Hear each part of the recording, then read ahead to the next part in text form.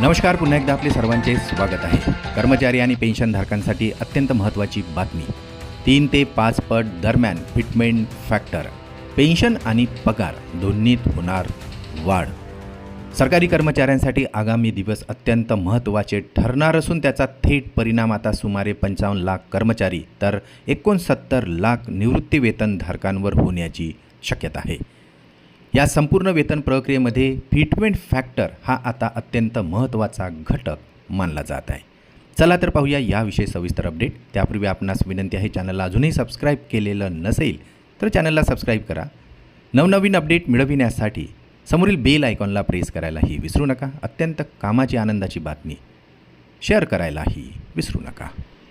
कर्मचाऱ्यांच्या वेतनात वाढ होण्यासाठी फिटमेंट फॅक्टर अत्यंत महत्त्वाचा मानला जात आहे. यंदाच्या वेतन आयोगासाठी 3 ते 5 दरम्यान फिटमेंट फॅक्टरची मागणी आता केली जात आहे.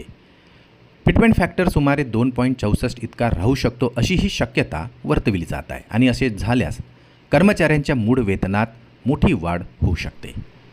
तज्ज्ञांच्या अंदाजानुसार फिटमेंट फॅक्टर 3 पर्यंत गेला तर 15,000 रुपयांचे मूळ वेतन थेट 45,000 रुपयापर्यंत जाऊ शकते, ज्यामुळे एकूण पगारात 15 ते 20% पर्यंत वाढ होण्याची शक्यता व्यक्त केली जात आहे.